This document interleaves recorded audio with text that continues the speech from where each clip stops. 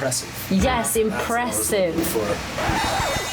One of the biggest jobs on a cruising boat is also one of the least glamorous. Hello, and welcome to the engine room. It's tucked away, usually hot, and always cramped. But it's the heart of a modern cruising boat and filled with all sorts of equipment to provide the modern conveniences we've been accustomed to. I actually started working on this space months ago. Here we go. Bit by bit, I dry fit everything, lining up the pumps, the engines, the filters, every piece of equipment. Once we had all the brackets mounted, aligned, and tacked in, we pulled everything back out. Voila! That was pretty smooth. Yeah, super smooth. Almost like we've done it before. It was then time for Dan to fully weld everything. And now, it's finally my turn to jump back in there, time to paint, add the soundproofing, and start putting everything back in. This time, for good. Oh no, I hope this isn't a forebear of things to come.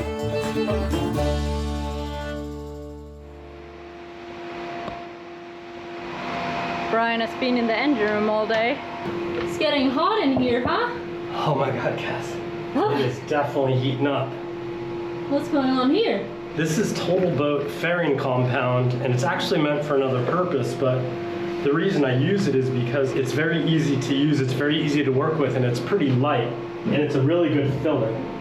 And so I'm not looking for any structural strength here, I'm just looking to fill these voids. I'll show you what I'm doing in the other engine room and why I'm doing it, but generally you can see that there's these voids on either side of the keel, and so there's two there, two here, and then there's two in front.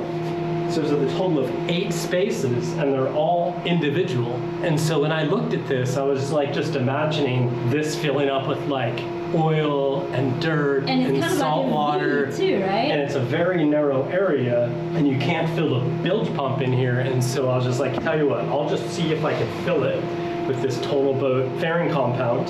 And so I'm filling it just a little bit below the keel, the skeg support, and then I'll fill it with like flowing epoxy on top.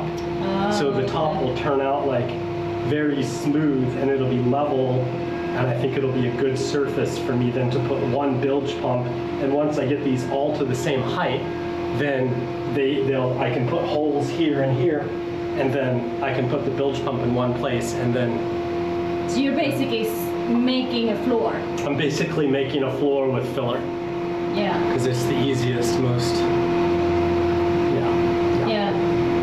Anyway, let me show you the other side, what it looks like, because I just finished up these buttons. So this is what I'm trying to fix. So you can see there's those two compartments that don't go anywhere, and then there's these two that are sealed at the bottom, and then there's these two right here, and then there's these two right under where the cutlass bearing, where the shaft seal will be. Make holes through the supports, like here and here, here and here, or maybe just one on the top of this. I'm filling the filler like up to like right there, and then I'll fill the last couple of mil with probably chalk fast or something to get it nice and level, and then it'll be self-smoothing. So Yeah. that's the project for today. It's hot. It's getting hot. You're so sweaty. Wow. Okay. And I'm gonna run off and grab Sierra. But yeah. So you just doing that, I guess. That's my life. Okay guys, just got home from picking Sierra up, but before we get into all the engine room stuff, I just want to say a huge Happy New Year to all of you guys, and share something that I've decided to do to kind of kick off 2026 that actually feels kind of manageable for once. So I've decided to do a little 10-minute workout every morning. And it's nothing wild, I just want to strengthen my body a bit and start the day feeling good. And the lady in the video says, like, you can do anything for 10 minutes. And I mean, she's right. It's like I just roll out of bed, do my 10 minutes, and that's it. While I'm doing that, I have my AG1 as well. That is also the sponsor of this week's video. We've been drinking AG1, as you guys know, for over like 4 years now. So it's definitely not a new thing for me, but I feel like I've been enjoying it even a little bit more as kind of part of this morning routine now. 8 to 10 ounces of water, 1 scoop, shake, and that's it. And it fits perfectly in this whole kind of like keep it simple or it won't happen theme. And if you're new here, AG1 Next Gen is basically your all-in-one daily health drink. It covers your multivitamin, pre and probiotics, and helps you fill in those little nutrient gaps. And there's also some new exciting flavor, guys. So tropical, citrus, and berry. And I like all of them, but citrus is definitely my favorite. But I also had Brian try them all. Okay, here we go. What do we got going on here, Kat? We have all the flavors that I want you to try. Okay. And tell me what you think. Start over there, maybe. This one? Yeah. Okay. Oh, I taste like berries, maybe? Yeah. Okay. Okay.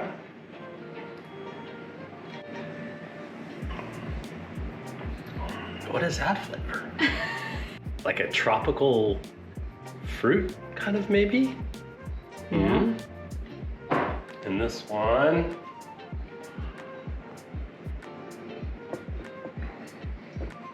Ooh, that's nice. That's definitely like orange, hints of orange or lemon or citrus or something. I like this one the best. The citrus? Well, you were pretty spot on. Really? Yeah, that one is like berry, tropical, and citrus. And citrus is my favorite as well. So I should be an AG1 sommelier. I know. Look at you. Yeah. So, do you have any New Year's resolutions? Every day is New Year's to me, Kaz. A new resolution every day. Really? Love it. Well, I really like the new flavors, all of them actually. They're delicious. Yeah. And because we're right at the start of the year, they have a really good offer on. So just head to our link in the description below, or I also put the QR code right here on the screen. You will get a free AG1 duffel bag, plus a free AG1 welcome kit with your first subscription, but only while supplies last. So make sure you head on over there, or you can also go to our link, drinkag1.com/svdelos to check it out. And we've been enjoying it for so many years now, and I think you guys will too. So yeah, now we're gonna go back to the engine room.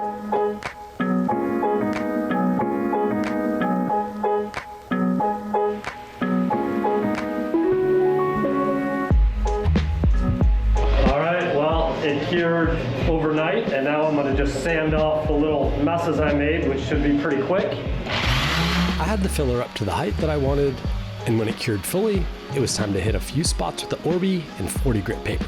A few more of the stubborn spots I hit with the flapper wheel on the grinder, which made pretty quick work of the cleanup. Okay, well, the last job before I do the fun part, which is mixing and then filling it with the epoxy, is I'm cutting some holes. So you can see how I've cut that one right there, so that maybe see it from that side too, so that the water will be able to flow, so that I can put one pickup in these for a pump, and then it'll get all three of them without me having to do it individual, which would be a nightmare.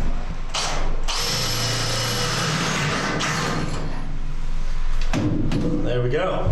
After drilling all the drain holes between the different compartments, I hosed the entire engine room down and let it dry out completely to get rid of all the dust and metal debris from fabrication. Then came the next step. I poured epoxy over the filler to create a level and smooth surface in the bilge. All right, it's time for the fun part now. I just wanted to give a real quick thanks to the team over at Total Boat. They actually contacted me when we first started this project and said, hey Brian, I know you're building an aluminum boat, but we probably got some products that I think would help you out. And they ended up shipping an entire pallet of stuff that now that we're in the fit out, I'm just starting to use. So you already saw us use the total fair compound to fill the bottom. They came up pretty nice. I got it sanded, and now I'm going to use some resin, some epoxy, and I'm just going to go ahead and pump it, mix it, and then I'll just flow a little coat over the bottom, and it should end up pretty level. And since I drilled those holes between chambers, I'm hoping that it'll just kind of like flow back and forth between the different sections and seal it off nice and give me a nice flat surface that I can then finish off with some primer and then the Bilge paint. So we do have an affiliate link for Total Boat, so if you guys are looking for anything for your boat, whether it be waxes or cleaners or resins or epoxies or anything like that, give them a shout. They hook us up, and just wanted to pass our thanks on.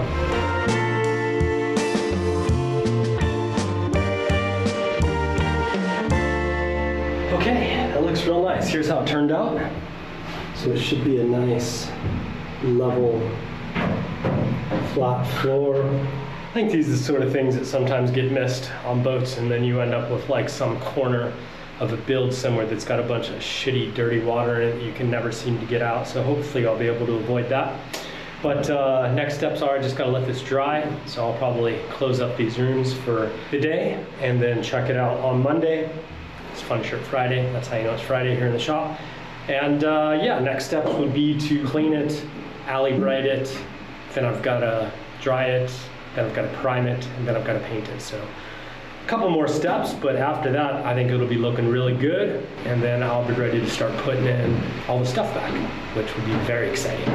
All right, on to the next thing.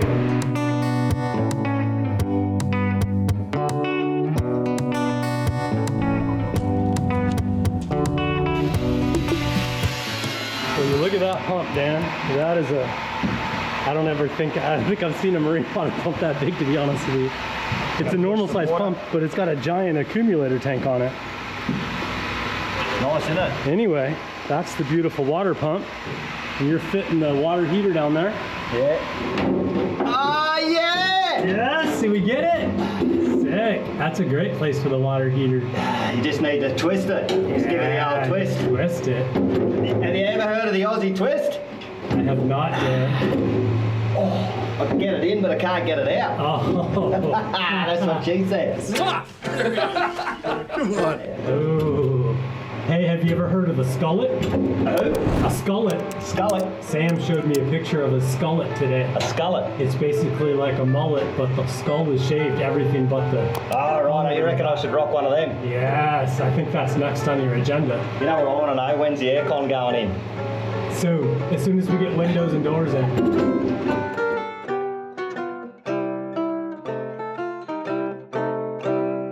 Okay guys, it's all in. So the fresh water pump and the water heater, and as you can see, they hooked up all the hoses and everything, and it's all tested. So they kind of pressurized it and then left it for a few days, and no leaks.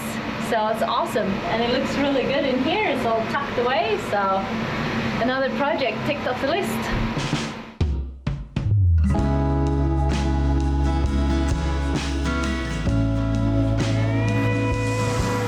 Pretty good?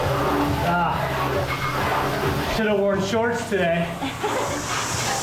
Basically, I did one round of spraying just to get all the dust. There's like a lot of metal dust, and then I sprayed it down, pumped it out, and then I take my cleaner. I pretty much scrub the whole inside of every nook and cranny, and then I give it another spray to get the soap off, and then I'll dry it, and then it'll be ready for the Nyalic. Cool. So I'll do Nyalic down to maybe about right here, and then I'll just paint the very bottom part of the bilge. Okay. Hope I don't regret painting it. We'll see. It's all in the prep, right? So I'm just gonna do alley bright and prepare this really good, and then. So then there will be no insulation on the bottom, basically. Yeah, no sound insulation below the water line, because whatever. Okay. I guess if it sucks, I can add it later, but I'd rather not have anything at the water line or below. No insulation. And I guess the danger is if you like drop tools and stuff, then it might scratched and paint, right? The paint's pretty tough. The bilge paint is pretty scratch resistant, and it's chemical resistant as well. Okay. The Nyalic will give it some protection, but I think not as much as the paint for like me dropping pieces of copper or tools or, you know, like random stainless nuts or washers that I'm gonna drop and lose. That's the real reason I want to paint the bottom. Yeah. Yeah. So that's my life.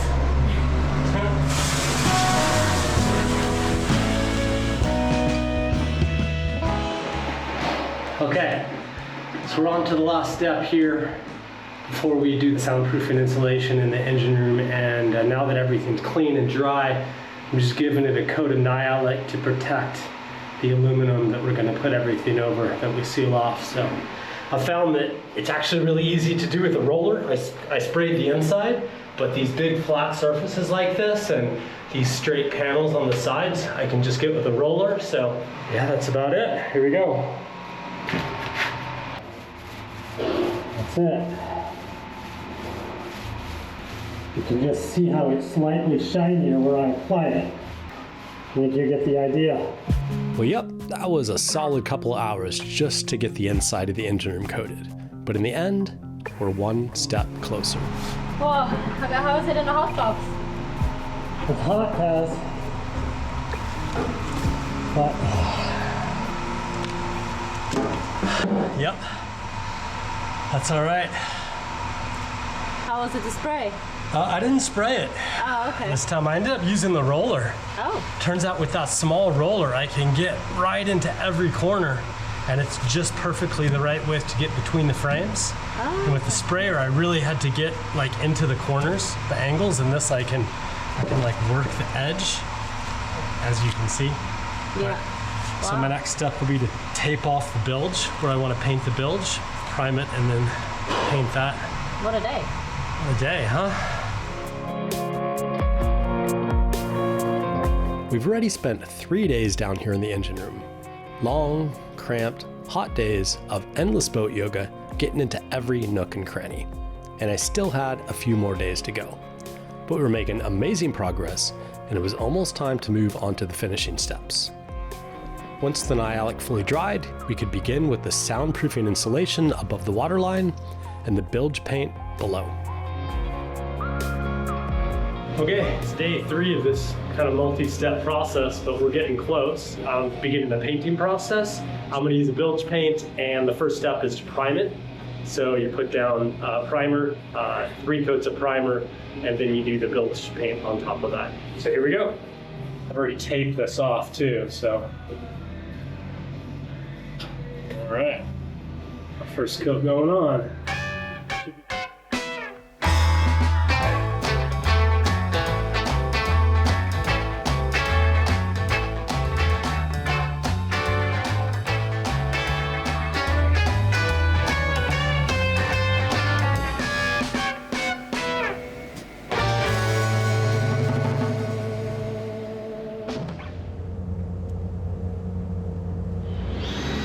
It's time.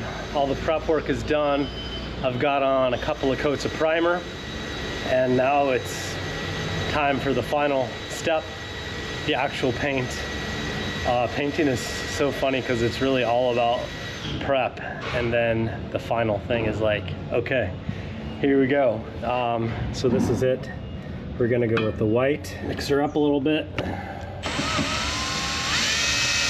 and then I head down into the engine room, start slapping her on.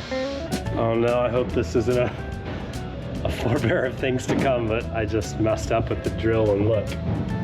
There is now white bilge paint splattered all over the boat, and my coffee cup, and my phone, and okay. At least I have the right thinner to clean it up. Okay, it'll take some doing, but we'll get it.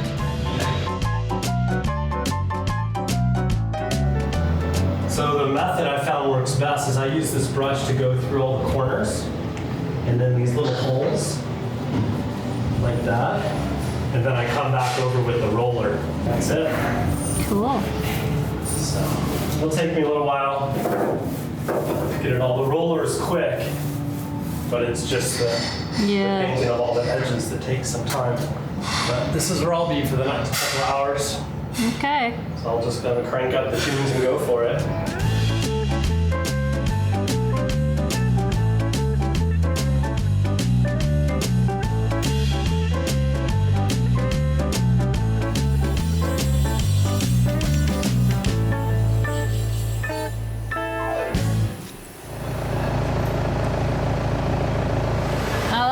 It looks great. How does it look? It looks How awesome. long do you think it'll stay this clean and white? I already have to take my boots off. I know. Anytime I step down here, look, it just leaves like dirt everywhere. Let me come down there. Is that okay? Come on down. Super clean. Look at that. Super clean. White. Except where the dirt is. Yeah. So yeah, that feels pretty good to have done. How was the painting? That's a lot of work. It took 4 3-hour sessions, 4 mornings to do.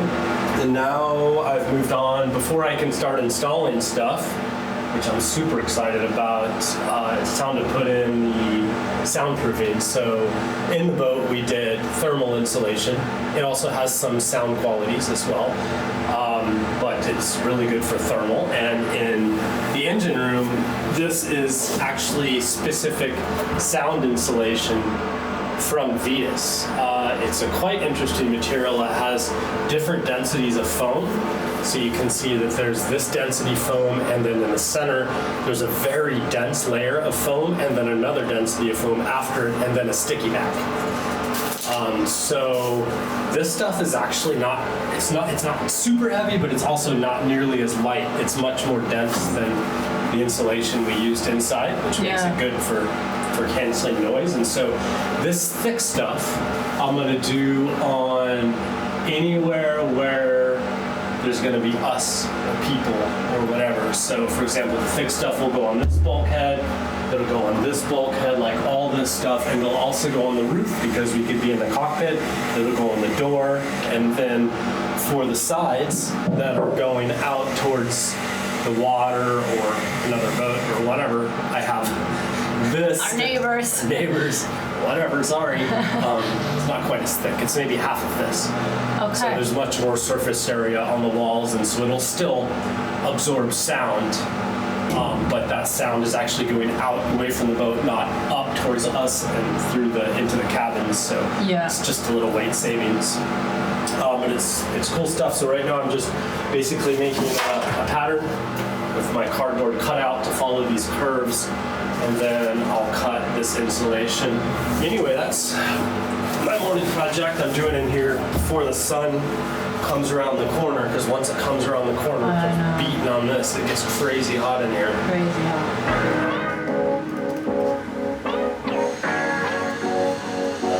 How is it to cut that stuff? I don't know yet. I'm thinking I'll use the multi-tool.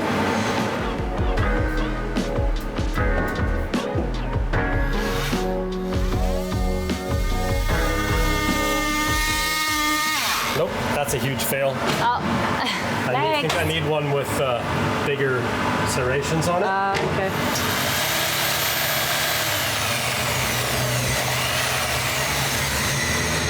If I can keep it from moving, that might work. Scissors. Scissors. Big scissors. That's cutting it pretty clean. Yeah. Okay, I'll get back to you. Unless you want to watch me cut. I'd love to. On my spare time. That worked really well.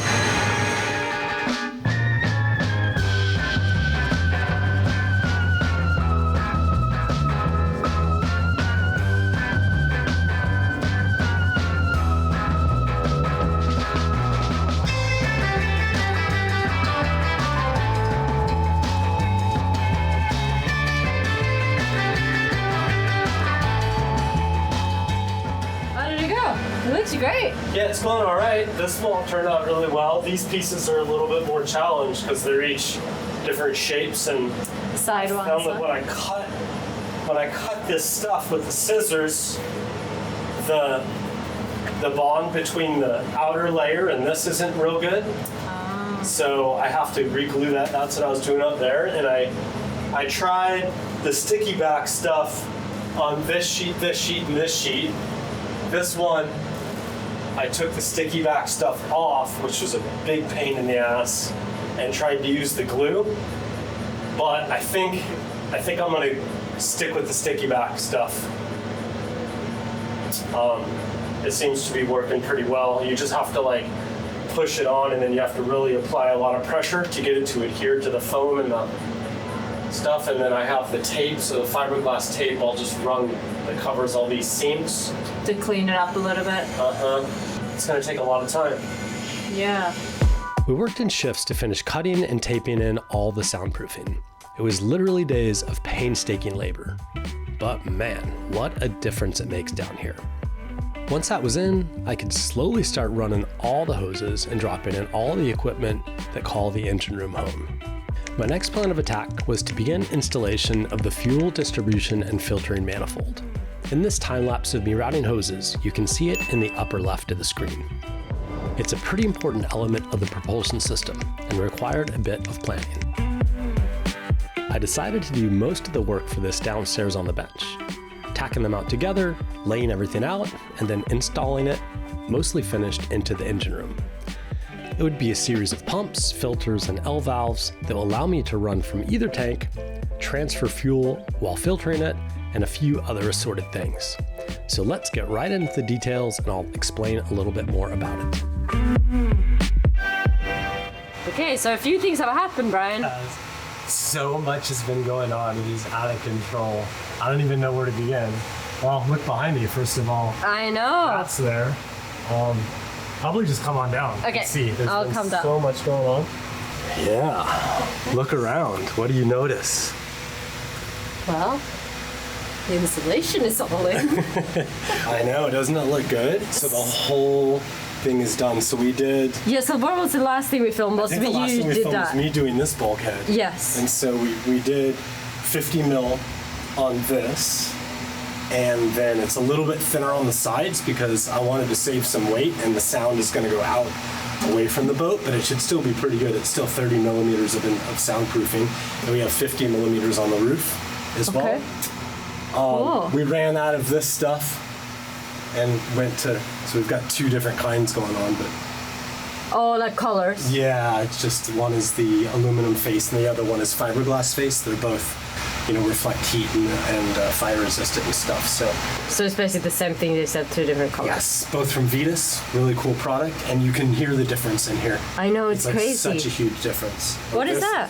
So this is my super duper fuel manifold distribution system.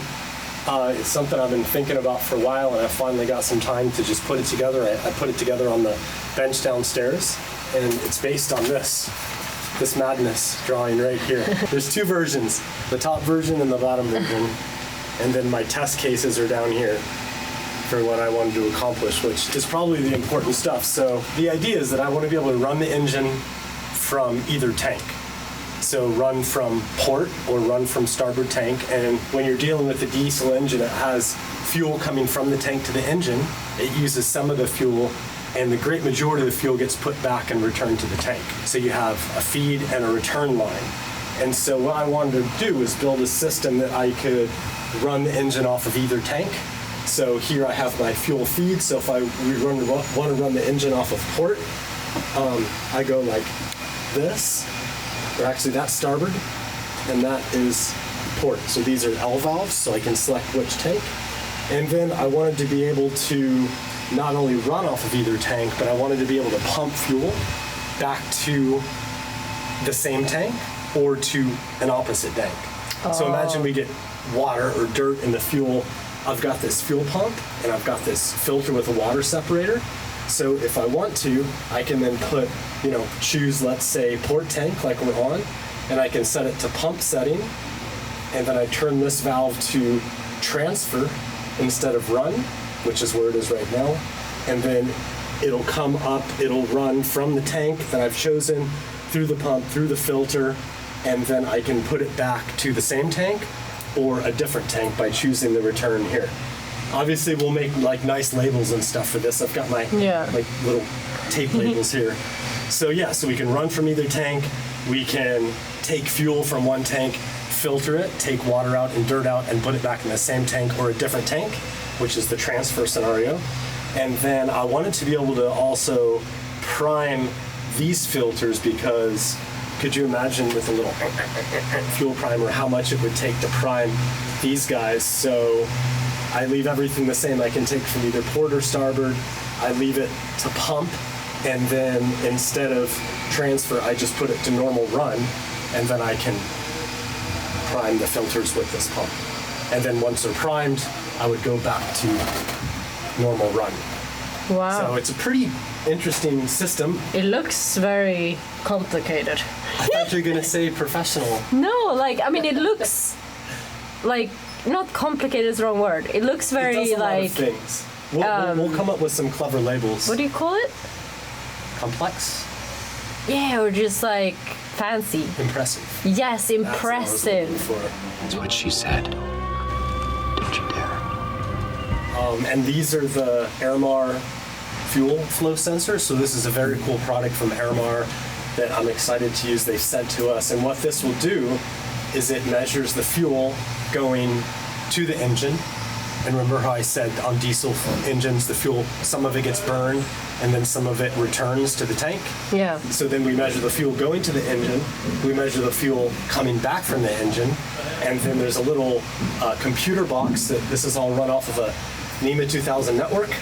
So it is really cool. So the NEMA 2000 network will run back here. We'll plug the Airmar little box in, and then it'll compute the difference and give us our fuel consumption. That's amazing.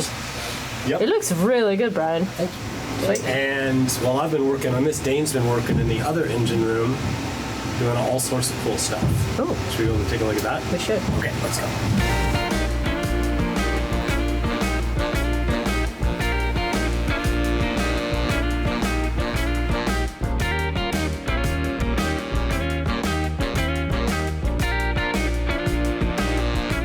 So we're in Starboard engine. Starboard engine room now, so yeah, also lots going in here. You notice that we didn't insulate the sides here because there is no diesel engine in here. It's only going to be pumps and air conditioning and stuff. So we insulated the forward bulkhead because that goes to the cabins. Oh, so we're not going to insulate in here in this. I might insulate the roof, but I don't really see a need to insulate the sides. If we change our minds, we can always do it. But Okay. this is the electric motor controller. Right here, electric motor will go right here. And then the shelf behind me is for the, look at the autopilot, look at that beast. Oh, wow. So that's the autopilot shelf. We've got the sea strainers in and salt water distribution manifolds. So we've built a little tray so that if we change the pumps or take out hoses, I don't get water like, you know, on everything. It just stays in that little area Okay. right there, which is also nice. One of the things I really didn't like on Delos is all the pumps were mounted above like wiring and electronics and pumps, and so anytime I disconnected a hose, I would get salt water all over whatever was below it, right? Yeah. So this will solve that problem. Cool. Coming together. Yeah, looks great.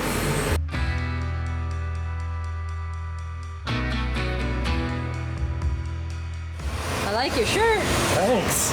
It's new. It's awesome, isn't it? So comfortable. Yeah. We just got these in the shop, so if you want to support our Delos 2.0 build project and get yourself a sweet shirt, check it out. Yeah, so. Oh, it cleaned up so good. Yeah, so I got all the fuel lines in. Everything's hooked up into this. All the feed lines are run to the tank, and all the return lines are run to the tank. This is the gray water. I got the drains all hooked up, so we have 3 drains to deal with. There's a drain from the hatches on the roof, and then there's the drain from this hatch, and then there's the drain from the ventilation box, because we built that Dorade box. So Yep. all those tie together up there, and then they run along There. they run along this hose, and they go into this T in the gray water line. The only problem with this design is it has to come up a little bit here, so there'll always be a little bit of water sitting in here, but I mean, this is good hose, it shouldn't hurt it. This is all sealed up and leak tested. So it needs to fill up that whole area with it'll water need to fill up to, here. here before it drains out. We've got the bilge pump hose in, ready to go. The fuel fill hose is in, and then I ran all the fuel lines up here. This is fuel vent right here, so that's all ready to go in. But Wow. Oh, your panel looks so cool. yeah, didn't it come together? Wow. Thank you. It looks amazing. And then, then the engine can go in, all the hybrid systems, so this space is going to start filling up pretty quick. Yeah.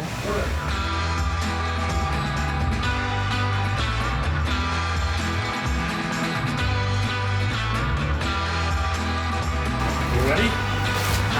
Dun-dun-dun. Voila! This is cool. This is another big milestone in the build. The Nani N480 is going back in the boat. So the last couple weeks I've done a pretty big push to get everything done in the engine room because it's a lot easier to do that work without this bad boy in there. But now I've done just about all I can, and it's time to hook up all the stuff around the engine. So now I can permanently mount the exhausts. I can run all the raw water lines, run the fuel lines, the remote oil filter. So today's goal is to use the fork to get it up and in. We've done it before, so it should hopefully be pretty smooth. She should fit. How can you even use that one naturally? Blowing up balloons, I thought. We know it fits. Although the installation did slightly change the thickness of the door, so I might have to. But, yeah. We did a really cool video a couple months ago when we first put the Nani engine in. A lot of the technical details, a little interview with Steve, who is the maestro of Nani diesel engines. So maybe go check that out if you're interested in more details.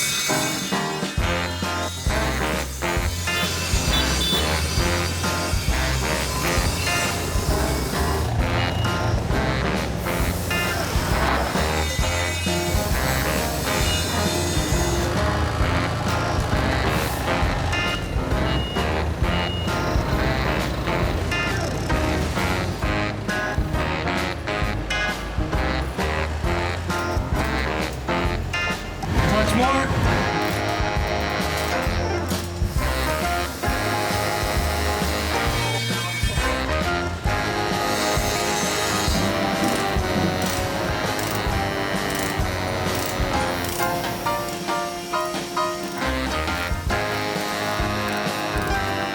That was pretty smooth. Yeah, super smooth. Super smooth. Like almost like we've done it before. More shiny new toys. Now everything can go in. Like now I can permanently put the exhaust in and all the saltwater stuff and the manifolds. And Wow. thanks, Dan. Want a whiff? No, ew. I can smell it from afar. I don't think it's mine. I think it's Dane's. Mine smells like roses. Really? Okay.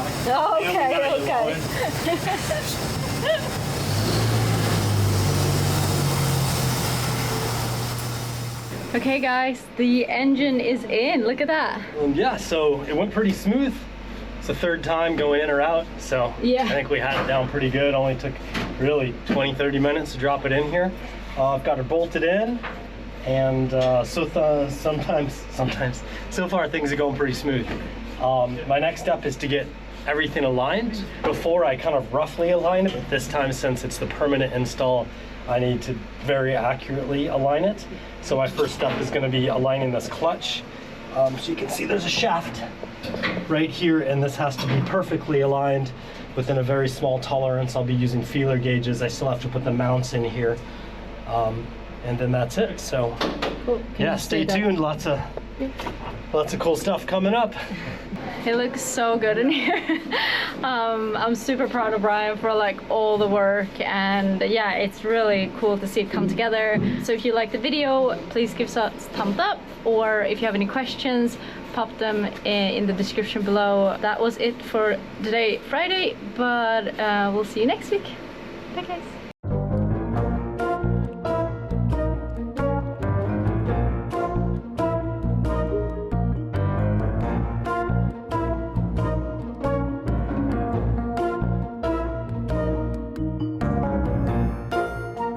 and it's got filler in it. some on your shaft leg. On my, oh, that's okay. My shaft? You're like, ah! Not. What? On the bottom of the bilge. Really hard or what? Yes. And the first step, something's like curling on here. Anyway. Maybe we should turn that light off because it's a flicker. Oh, I hate those flicker lights. How do you Climb into the hole, Kaz. Can you look up at me this one time?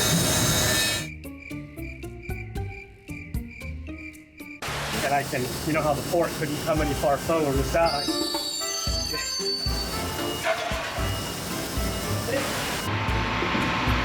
How's it going? Did it fit? Oh, I'm gonna have to cut a little bit more out. It'll fit. We'll make it fit. How's it going? Oh, slow but steady. It's like, who turned off my fan? What are you up to? I don't know. I don't know. The small go yet? Yes. I know that you were really dreading doing the installation. How long did it take to do it in the end? It was almost 2 days of work plus another day for taping. Yeah, Yeah. in total. It was 3.5 days probably. Yeah. Plus this bulkhead was the toughest, so let's say 4 days. Yeah. Let's just say it took a week. It's a lot of just work. adding on.